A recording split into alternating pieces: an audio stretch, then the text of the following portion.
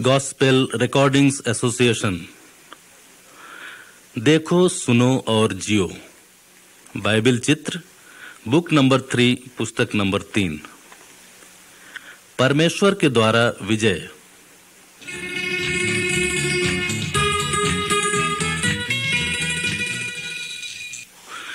परमेश्वर ने इजरायलियों की अपने दुश्मनों को हराने में पूरी मदद की। हम उनसे भी कुछ सीख सकते हैं, इसलिए कैसेट को ध्यान से सुनें और संगीत सुनने के बाद अगले चित्र को पलटें।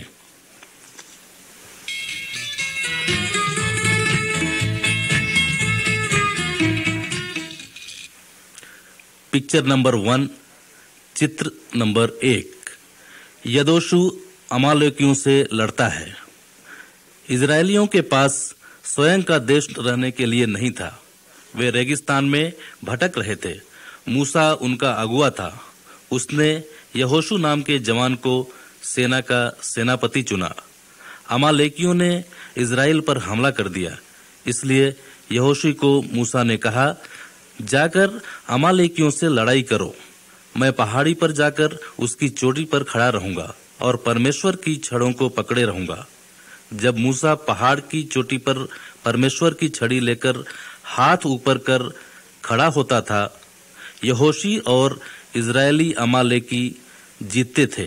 परंतु जब मूसा अपने हाथ नीचे करता था, क्योंकि जब वह थक जाता था तो अपने हाथ परमेश्वर की ओर नहीं उठा सकता था, तो अमालेकी युद्ध को जीतने लगते थे। इसलिए 2 व्यक्ति मूसा के हाथों को शाम होते तक पकड़े रहे और परमेश्वर ने यहोशू की मदद की और उसने अमालेकियों को हरा दिया।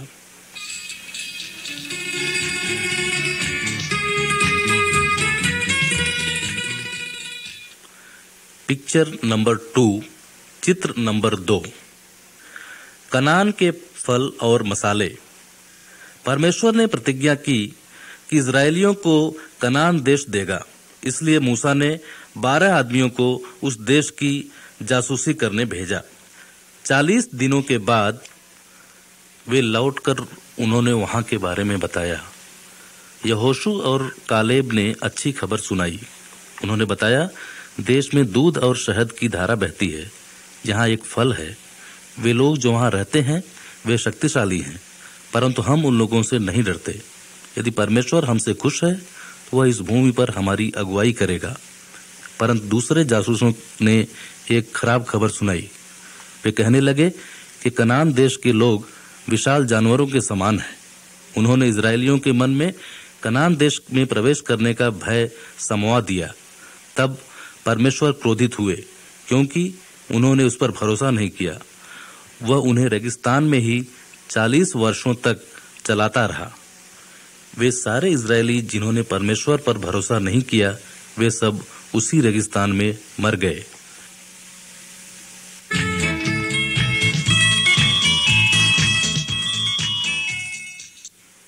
पिक्चर नंबर 3, चित्र नंबर 3। इजरायली नदी पार करते हैं। मूसा की मृत्यु के बाद यहोशू इजराइल का अगुआ बन गया। परमेश्वर ने यहोशू से कहा, अब तुम नदी पार करने के लिए तैयार हो जाओ। उस पार की भूमि मैं तुम्हें देने वाला हूँ।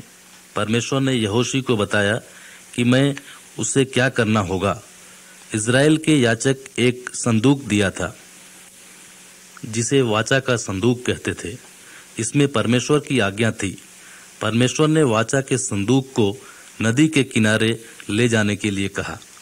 नदी में बहुत पानी था, परंतु जैसे ही याजकों ने पानी को छुआ, नदी का बहना बंद हो गया और वह स्थान सूख गया। याजक नदी के मध्य में तब तक खड़े रहे जब तक कि सारे लोग उसे पार कर कनान की सूखी भूमि में नहीं पहुंच गए।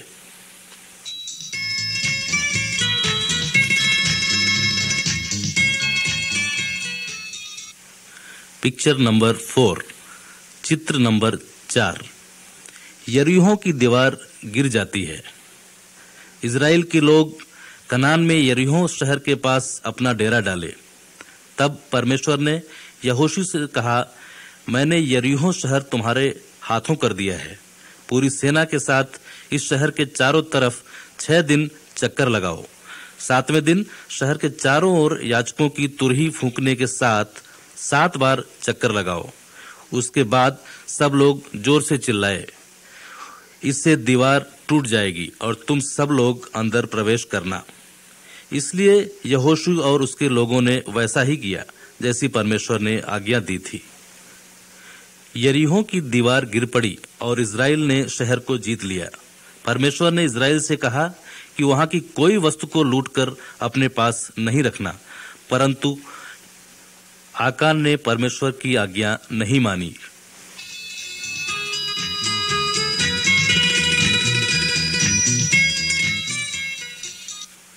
पिक्चर नंबर 5, चित्र नंबर 5।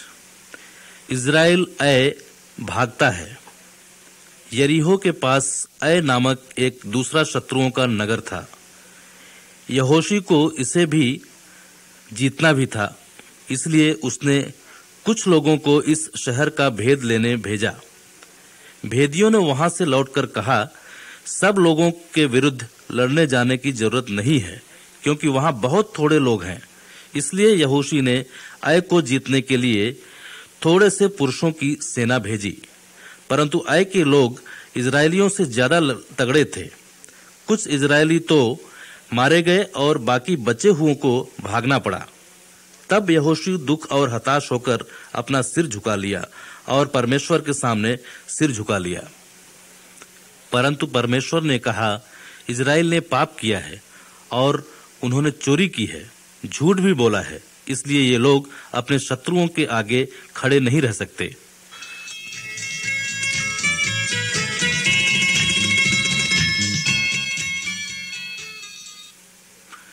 पिक्चर नंबर 6, चित्र नंबर 6।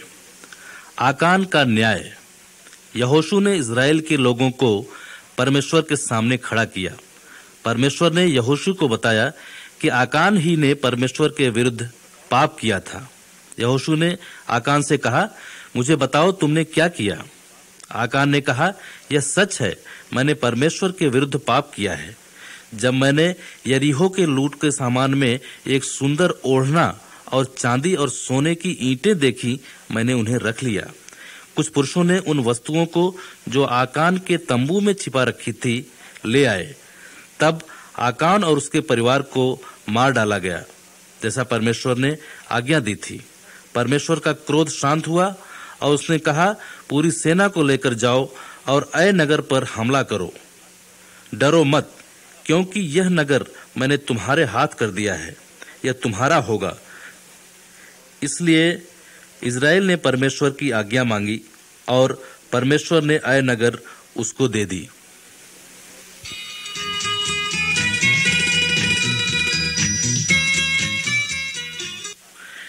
पिक्चर नंबर 7, चित्र नंबर 7। सूर्य और चंद्रमा स्थिर खड़े रहे।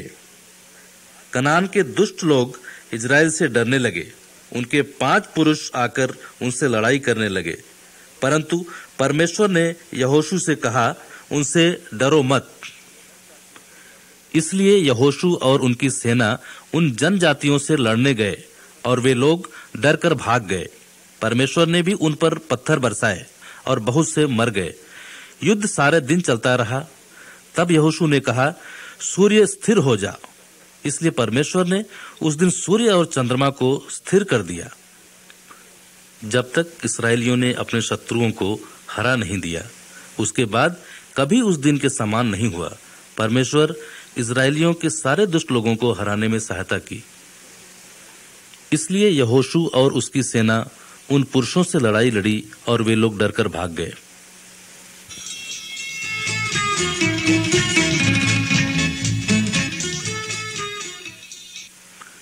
पिक्चर नंबर 8, चित्र नंबर 8।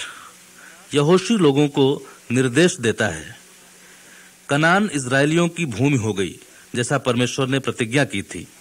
जब यहोशू बूढ़ा हो गया, उसने सब लोगों को बुलाया। उसने उनसे कहा, दृढ़ हो जाओ, परमेश्वर की आज्ञाओं को मानने में जो व्यवस्था पुस्तक में लिखी है, सावधान रहो। यदि तुम दूसरे देवताओं की सेवा करोगे तो परमेश्वर ने जो भूमि तुम्हें दी है उसे छीन लेगा। आज इस दिन से परमेश्वर की सेवा करो। मित्रों, परमेश्वर ने यहोशू से और इज़राइल के लोगों से प्रतिज्ञा की। उसने उन्हें भूमि दिया जो उनकी अपनी थी। उसने उनके शत्रुओं को पराजित किया। परमेश्वर ने स्वर्ग में हमें हमेशा रहने के लिए स्थान देने का वायदा किया। परमेश्वर सारी प्रतिज्ञाओं को पूरा करता है। हमारा शत्रु शैतान है, परंतु हमारा एक महान अगुआ है जो शैतान को हरा दिया है। वह प्रभु यीशु मसीह है। हमें उसकी आज्ञा माननी चाहिए और उसकी सेवा करनी चाहिए। इसलिए आज ही चुन लो किसकी सेवा करोगे।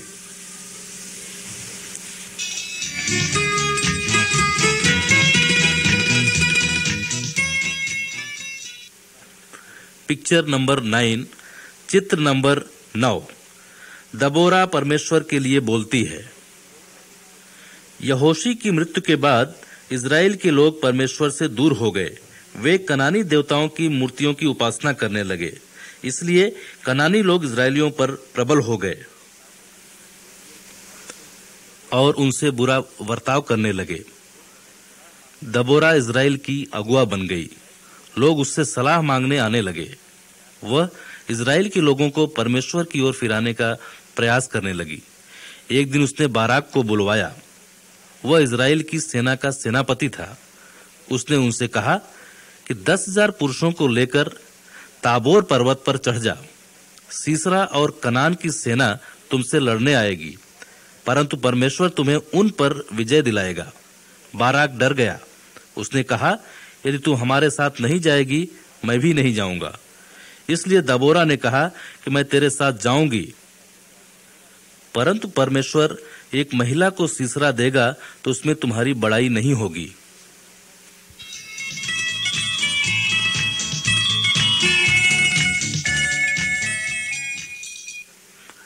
पिक्चर नंबर 10, चित्र नंबर 10।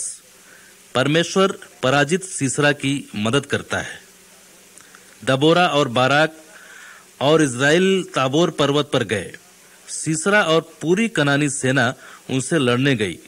सीसरा के पास 900 रथ थे। इज़राइलियों के पास उनके हाथों में केवल तलवारें थीं। कनानी नदी के किनारे घाटियों में आ गए जो ताबोर पर्वत के पास थी, परंतु उनके रथ उस पहाड़ियों से नहीं जा सके। तब परमेश्वर ने तेज वर्षा और तूफान भेजी। नदी में खूब पानी भर गया और बहुत से रथ उसमें बह गए। इसलिए इज़राइल की सेना कनानी सेना को मारने में सफल हो गई। केवल सीसरा बचकर दौड़ते हुए भागा।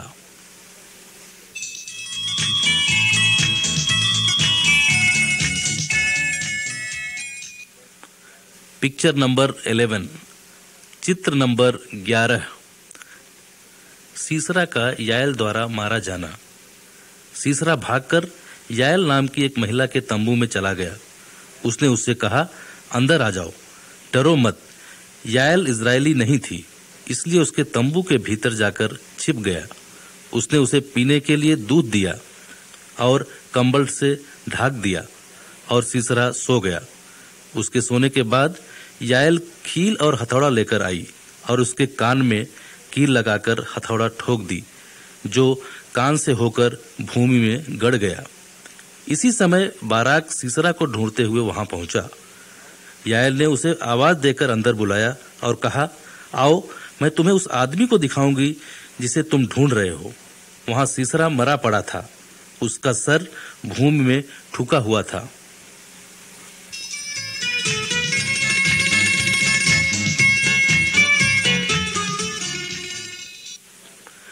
पिक्चर नंबर 12, चित्र नंबर 12। इज़राइली जश्न मनाते हैं। परमेश्वर ही ने इज़राइल को शक्ति दी ताकि वह कनानियों को पराजित कर सके। दबोरा और बाराक ने परमेश्वर को धन्यवाद देने के लिए एक गीत गाया। लोग भी बहुत खुश थे।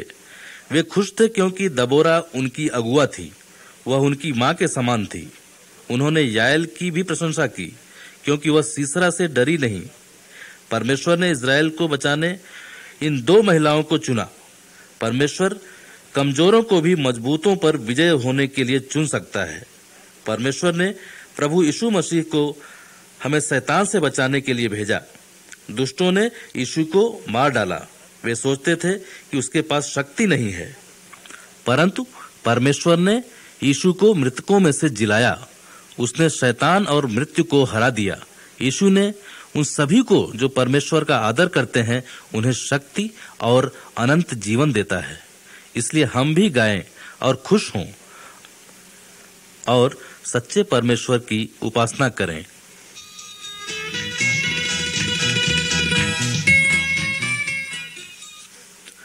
पिक्चर नंबर 13, चित्र नंबर 13, गिदोन और परमेश्वर।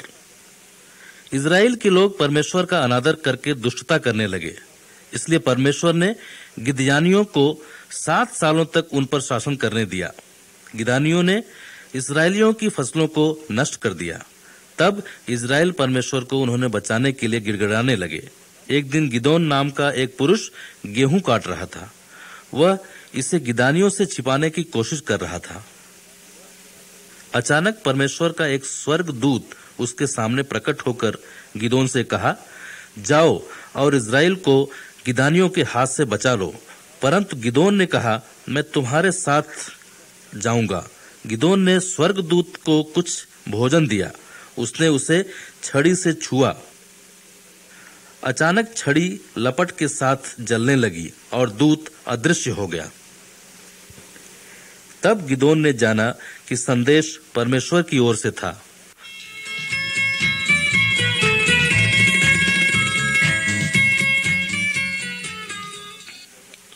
पिक्चर नंबर 14, चित्र नंबर 14, गिदोन मूर्तियों को नष्ट करता है। गिदोन का परिवार बाल और अशेरा कनान के देवताओं की उपासना करता था। परमेश्वर ने गिदोन से कहा, अपने पिता की बेदी को तोड़ डालो और अशेरा के खंभों को भी तोड़ डालो। परमेश्वर के लिए बेदी बनाओ। गिदोन लोगों से डरता था, परंतु परमेश्वर की आज्ञा मानना चाहता था। लोग गिदोन से नाराज होकर उसे मारना चाहे, परंतु उसके स्वयं के पिता ने सच्चाई जानकर उसकी रक्षा की। मित्रों, परमेश्वर काठ और पत्थर की मूर्तियों से बड़ा है। क्या हमें उनसे डरना चाहिए या जीवित और सच्चे परमेश्वर से?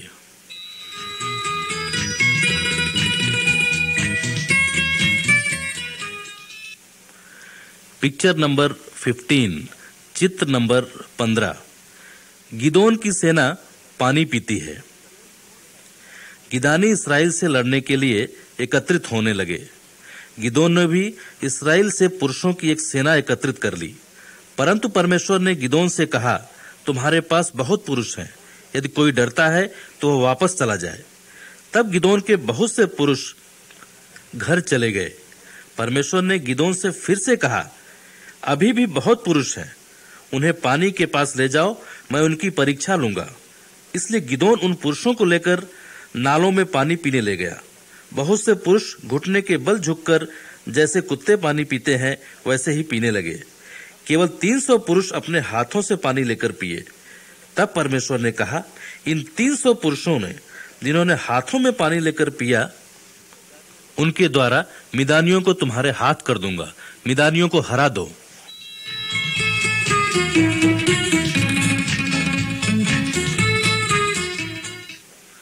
पिक्चर नंबर 16, चित्र नंबर 16, गिदोन के आदमी मिदानियों के तंबू को घेर लेते हैं। मिदान की बड़ी सेना एक घाटी में डेरा डाली थी। उनके पास अनगिनत आदमी और ऊंट थे। गिदोन के पास केवल 300 आदमी थे, परंतु परमेश्वर ने उसे क्या करना है यह बताया था। गिदोन ने हर पुरुष को एक तुरही, एक प्रकाश और एक खाली जग दिया। उन्होंने मिदानियों के डेरे को रात में चारों तरफ से घेर लिया और एक साथ चिल्लाने लगे।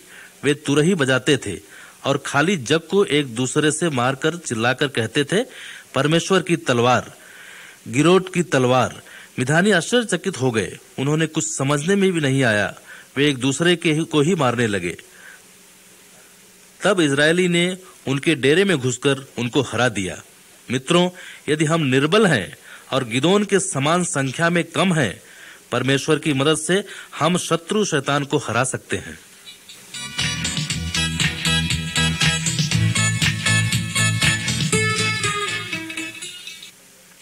पिक्चर नंबर 17, चित्र नंबर 17। सैमसन शेर को मारता है। गिदोन की मृत्यु के बाद इजरायली फिर से परमेश्वर से दूर हो गए, इसलिए परमेश्वर ने क्रूर फलस्तीनियों को उनको सजा दे दिया। फिर परमेश्वर ने एक अगुआ शक्ति के साथ इजराइल भेजा जो इजराइल को बचा सके। उसका नाम सैमसन था। परमेश्वर की आत्मा ने उसे बहुत बलवान बना दिया, परंतु सैमसन ने अपनी शक्ति का उपयोग इजराइल को फलस्तीनियों से बचाने के लिए नहीं किया। उसने अपने लिए इसका उपयोग किया। उसने परमेश्वर का अनादर किया। सैमसन एक फलस्तीनी लड़की को प्यार करता था, इसलिए उसने अपने पिता से कहा, मेरे लिए उस लड़की को ले आओ क्योंकि वह मुझे अच्छी लगती है। जब सैमसन ने उन लड़की के घर जा रहा था, एक शेर ने उस पर हमला कर दिया। सैमसन इतना बलवान था कि उसने शेर को अपने हाथों मार डाला। उसने फलस्तीनी लड़की से शादी कर ली, परंतु वह उनके प्रति विश्वास योग्य नहीं थी, इसलिए सैमसन ने गुस्से में 30 फलस्तीनियों को मार डाला।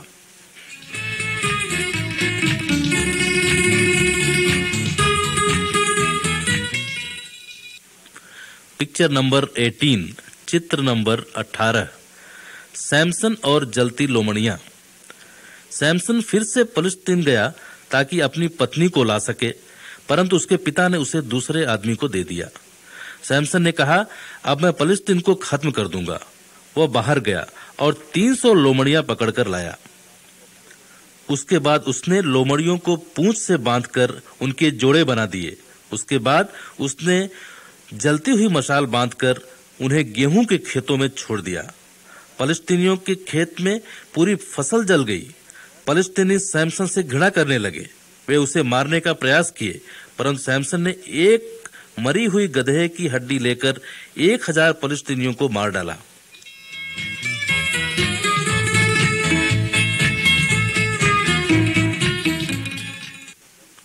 पिक्चर नंबर 19, चित्र नंबर 19। फलस्तीनी सैमसन का बाल काट डालते हैं। सैमसन ने कभी भी अपने बाल नहीं कटवाए। उसके लंबे बाल इस बात का संकेत करते थे कि वह परमेश्वर की ओर से था, जिसने उसे बलवान बनाया था। सैमसन परमेश्वर का अनादर करता रहा। वह दूसरी फलस्तीनी महिला के पास चला गया। उसका नाम दलीला था। वह यह जानने का प्रयास करने लगी कि सैमसन की ताकत का रहस्य क्या था। उसने कहा, मैं परमेश्वर का नाज़ीर हूं। यदि मेरे बाल काट दिए जाएं तो मेरी शक्ति जाती रहेगी। एक रात जब सैमसन सो रहा था, दलीला ने फलस्तीनियों को बुलाया। उन्होंने उसके बाल काट दिए। तब परमेश्वर ने उसे छोड़ दिया और उसकी शक्ति भी जाती रही। फलस्तीनियों ने उसे बांध दिया और उसकी आंखें फोड़ दी। उन्होंने उसे कैद में रख दिया जब तक उसके बाल नहीं बढ़ गए।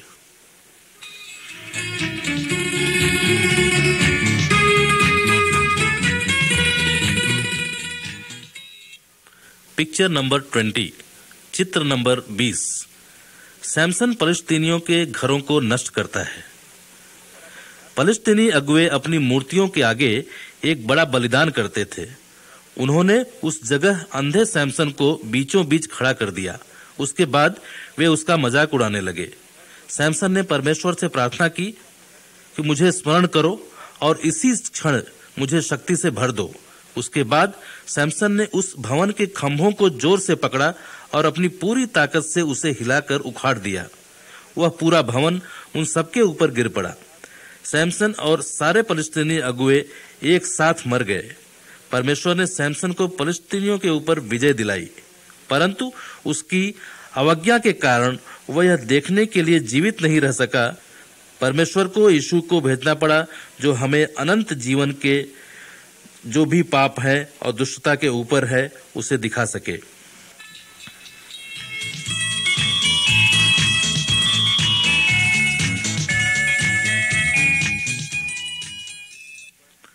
पिक्चर नंबर 21, चित्र नंबर 21। यीशु दुष्टात्माओं को निकालता है। गिदोन और सैमसन की मृत्यु के बाद कई वर्षों यीशु इज़राइल में रहता था। एक दिन वह एक मनुष्य से मिला जिससे बहुत सी दुष्टात्माएं थीं। वह मनुष्य यीशु के सामने गिर पड़ा और कहा, हे यीशु, परम प्रधान के पुत्र, तुझे मुझसे क्या काम? वे आत्माएं जानती थीं कि यीशु परमेश्वर का पुत्र है। यीशु ने उस आत्मा को निकल जाने की आज्ञा दी। आत्माएं निकलकर सूअरों के झुंड में प्रवेश कर गईं, जो पास में चर रहे थे। सूअर झपटकर पास समुद्र में गिरकर डूब गए। लोगों ने देखा कि यीशु में शैतान और दुष्टात्माओं को निकालने की समर्थ है। यहाँ तक कि आत्माएं भी यीशु का आदर करती थीं।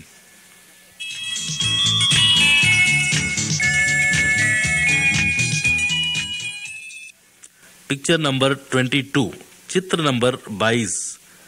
यीशु दुष्टों को भगाता है।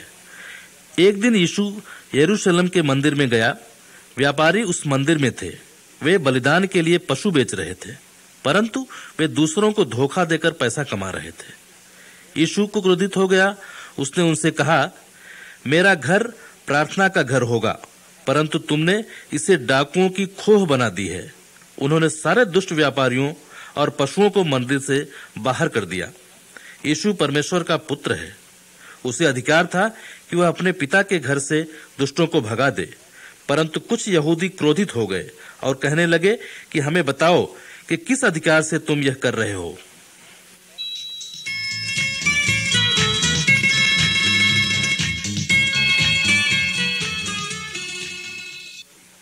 पिक्चर नंबर 23, चित्र नंबर 23।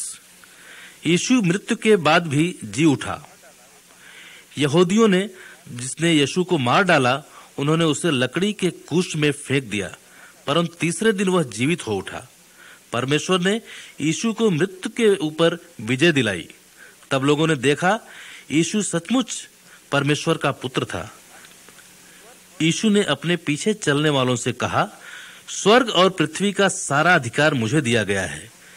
सब लोगों के बीच जाओ और मेरे शिष्य बनाओ, और मैं तुम्हारे साथ हमेशा रहूंगा। यीशु ने शैतान, पाप और मृत्यु, इन तीनों पर विजय पाई। उसने उन सभी को जो उसके पीछे चलते थे आत्मिक स्वर्गीय जीवन दिया है, और वह हमसे चाहता है कि हम उसके संदेश सब लोगों को बताएं।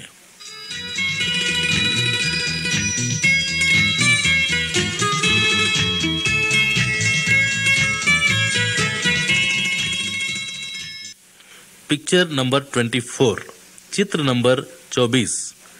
यीशु के सैनिक। यीशु ने शैतान को हरा दिया और हमें शक्ति दिया कि हम शैतान के विरुद्ध खड़े हो सकते, परंतु हमें आत्मिक जीवन में सभी दुष्ट शक्तियों से लड़ना चाहिए। सबसे पहले हमें एक सैनिक की तरह तैयार होना चाहिए, जो युद्ध के लिए हमेशा तैयार रहता है। हमें हमेशा सच बोलना चाहिए। हमें बेल्ट के समान सच्चाई की आवश्यकता है। हमें दूसरों से प्रेम करना चाहिए और वही करना चाहिए जो उचित है। यही है जो हमारी अंदर बुराइयों, इच्छाओं को रोक सकती है। हमें दूसरों को यीशु की शांति की बातें बतानी चाहिए। यह हमारा पावदान है जो शैतान के मार्ग में फिसलने से बचाता है। हमें परमेश्वर पर विश्वास करना चाहिए। विश्वासी हमारी ढाल है जो शैतान के वार से हमें बचाता है। यीशु हमारे पापों की सजा से हमें बचा लिया है। यह हमारा हेलमेट है जो हमारी आत्मा को मृत्यु से हमेशा के लिए बचाता है। परमेश्वर का वचन हमारी तलवार है। इसका उपयोग हमें शैतान के झूठ को नाश करने के लिए करना चाहिए। हमें प्रार्थना में परमेश्वर से बातें करनी चाहिए और हमेशा उसका आदर करना चाहिए। तब हम शैतान पर विजय प्राप्त करेंगे और मृत्यु और पाप पर भी हमेशा विजय प्राप्त करेंगे।